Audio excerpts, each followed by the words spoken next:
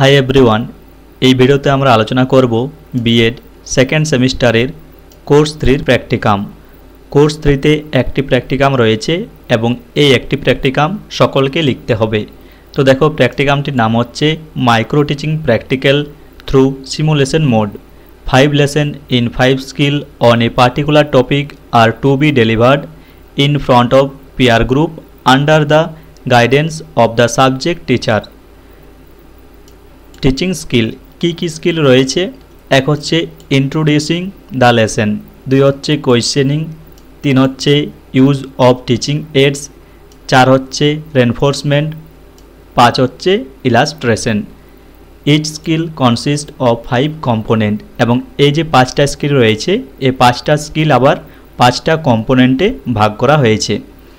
তো দেখো, এর আগে আমরা বাংলা, ইংরেজি, সংস্কৃত, ইতিহাস, ভূগোল এবং শিক্ষাবিজ্ঞান এই 6টি বিষয়ের উদাহরণ আলোচনা করেছি। এই ভিডিওতে আমরা 7 নম্বরে যেটা রয়েছে জীবনবিজ্ঞান, সেই জীবনবিজ্ঞান বিষয়ের একটি উদাহরণ আলোচনা করব। তাই যাদের জীবনবিজ্ঞান বিষয় রয়েছে তারা অবশ্যই ভিডিওটি শেষ পর্যন্ত দেখো, তাহলে তোমাদের মাইক্রো টিচিং জীবনবিজ্ঞানের ওপর যে মাইক্রো টিচিং রয়েছে সেটা লিখতে পারবে। তো চলো, প্র্যাকটিকামটা কিভাবে লিখবে সেটা একটু জেনে নেওয়া যাক। তো দেখো, প্র্যাকটিকামটির নাম হচ্ছে micro teaching practical through simulation mode. Teaching skill রয়েছে দেখো introducing the lesson, questioning, use of teaching AIDS, reinforcement এবং ইলাস্ট্রেশন। তো দেখো, প্রথমে রয়েছে সূচিপত্র বা কন্টেন্ট। প্রথমে রয়েছে দেখো ভূমিকা, তারপর রয়েছে অনুকৃতি শিক্ষণের সংজ্ঞা, তারপর রয়েছে দেখো অনুকৃতি শিক্ষণের প্রয়োজনীয় উপাদান, তারপর রয়েছে অনুকৃতি শিক্ষণের সুবিধা, তারপর রয়েছে অনুকৃতি শিক্ষণের অসুবিধা, তারপর রয়েছে দেখো অনুকৃতি শিক্ষণের প্রয়োজনীয়তা, তারপর রয়েছে অনুকৃতি পাঠের ধারণা, তারপর রয়েছে অনুকৃতি পাঠের বৈশিষ্ট্যসমূহ, তারপর রয়েছে অনুকৃতি পাঠদানের প্রস্তুতি, তারপর রয়েছে অনুকৃতি পাঠের দক্ষতাসমূহ, এরপর রয়েছে প্রতিক্রিয়া প্রদানকারী চার্ট এবং শেষে রয়েছে উদাহরণ। তাহলে দেখো, ভূমিকা থেকে প্রতিক্রিয়া প্রদানকারী চার্ট পর্যন্ত প্রত্যেককে কিন্তু একইভাবে লিখতে হবে। শুধুমাত্র উদাহরণের জায়গায় নিজের সাবজেক্টের একটি উদাহরণ লিখতে হবে। তো চলো কিভাবে লিখবে। প্রথমে রয়েছে দেখো ভূমিকা। আমরা জানি প্রত্যেকটি প্র্যাকটিকামের প্রথমে একটি ভূমিকা লিখতে হয়। এই প্র্যাকটিকামটির ভূমিকা লেখার জন্য তোমরা এখান থেকে দেখে লিখতে পারো। এরপর রয়েছে দেখো অনুকৃতি শিক্ষণের সংজ্ঞা। অনুকৃতি শিক্ষণের সংজ্ঞা এ পর্যন্ত দেওয়া রয়েছে, তোমরা একটু দেখে নেবে। এরপর রয়েছে দেখো অনুকৃতি শিক্ষণের প্রয়োজনীয় উপাদান। এরপর রয়েছে অনুকৃতি শিক্ষণের সুবিধা। সুবিধা এ পর্যন্ত দেওয়া রয়েছে, তোমরা একটু দেখে নেবে। এরপর রয়েছে দেখো অনুকৃতি শিক্ষণের অসুবিধা। এরপর রয়েছে অনুকৃতি শিক্ষণে প্রয়োজনীয়তা। এরপর রয়েছে অনুকৃতি পাঠের ধারণা। এরপর রয়েছে অনুকৃতি পাঠের বৈশিষ্ট্যসমূহ। তাহলে এই বিষয়গুলি তোমাদের প্রত্যেককেই লিখতে হবে। শুধুমাত্র উদাহরণের জায়গায় নিজের সাবজেক্টের একটি উদাহরণ দিতে হবে।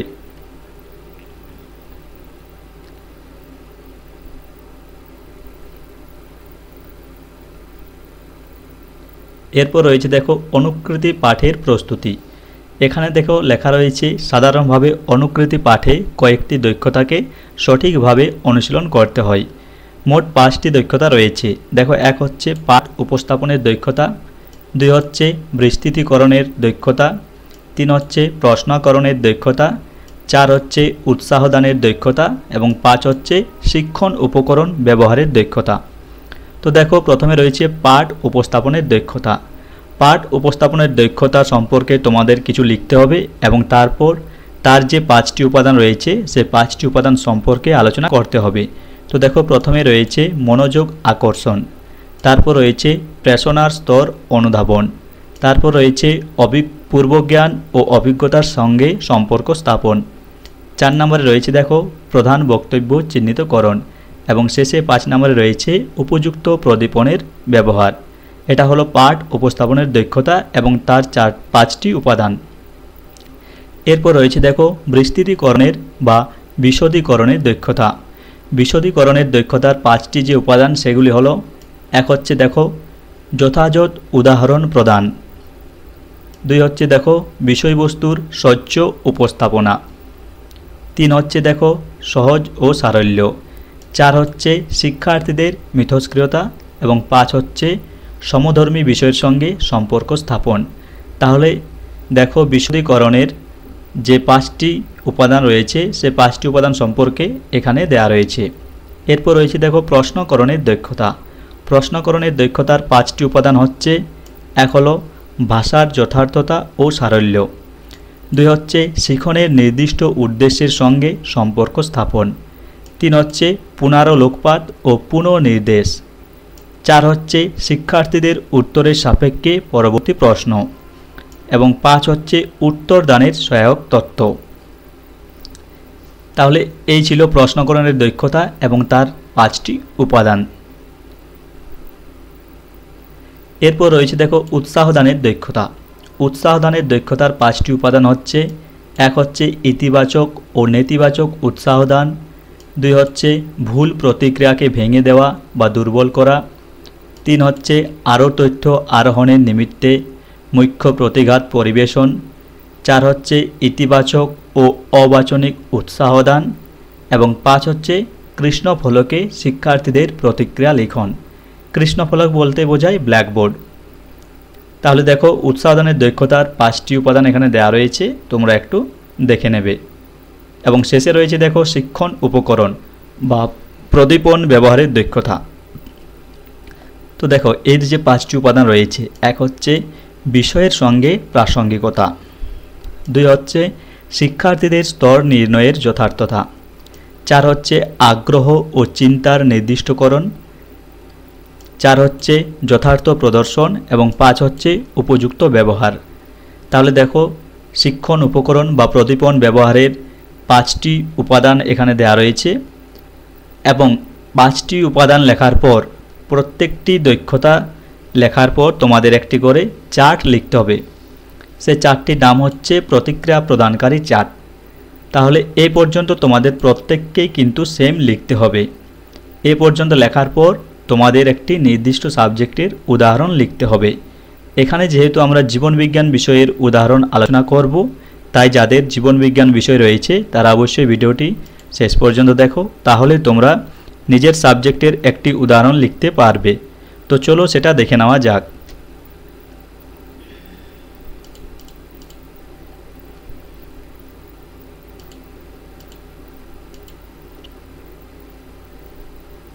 তো দেখো এখানে উদাহরণ দেওয়া রয়েছে জীবনবিজ্ঞান।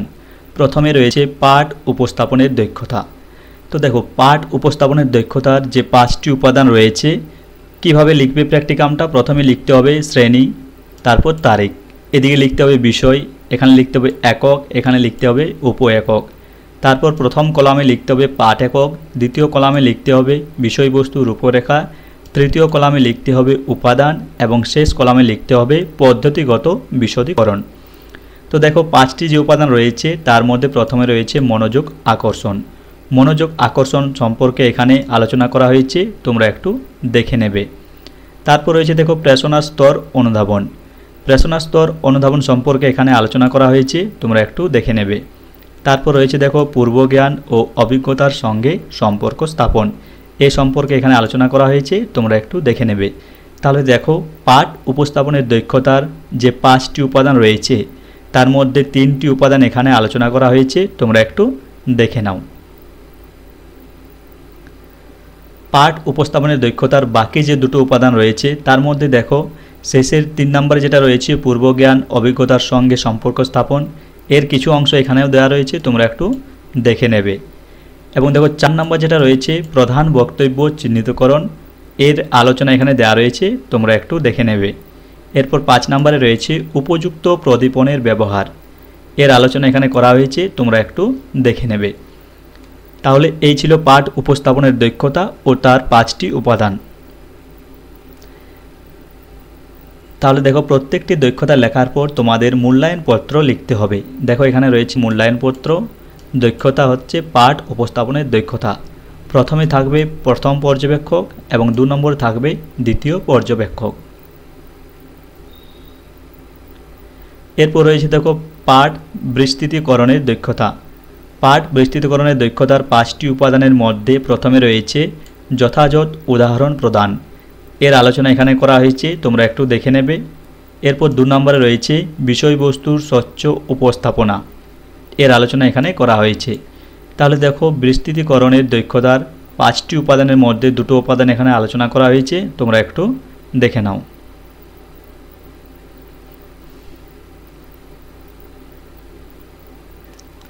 দেখো এই যে বিষয়বস্তুর স্বচ্ছ উপস্থাপনা রয়েছে, তার কিছু অংশ এখানে দেওয়া রয়েছে, তোমরা একটু দেখে নেবে।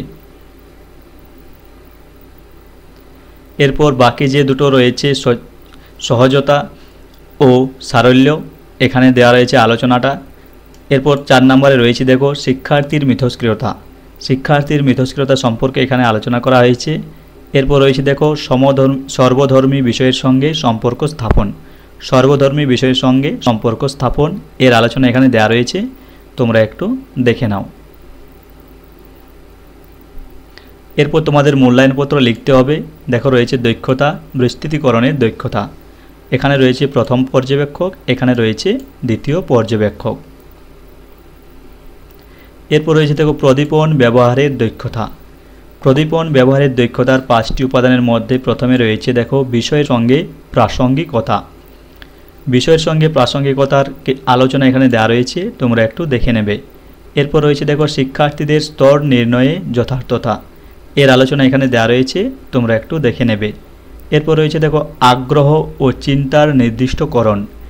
এর আলোচনা এখানে দেওয়া রয়েছে, তোমরা একটু দেখে নেবে। এরপর রয়েছে যথার্থ প্রদর্শন, এর আলোচনা এখানে দেওয়া রয়েছে। এবং শেষে রয়েছে উপযুক্ত ব্যবহার, এর আলোচনা এখানে দেওয়া রয়েছে। তাহলে দেখো প্রদীপন ব্যবহারের দক্ষতার 5টি উপাদান এখানে দেওয়া রয়েছে, তোমরা একটু দেখে নাও।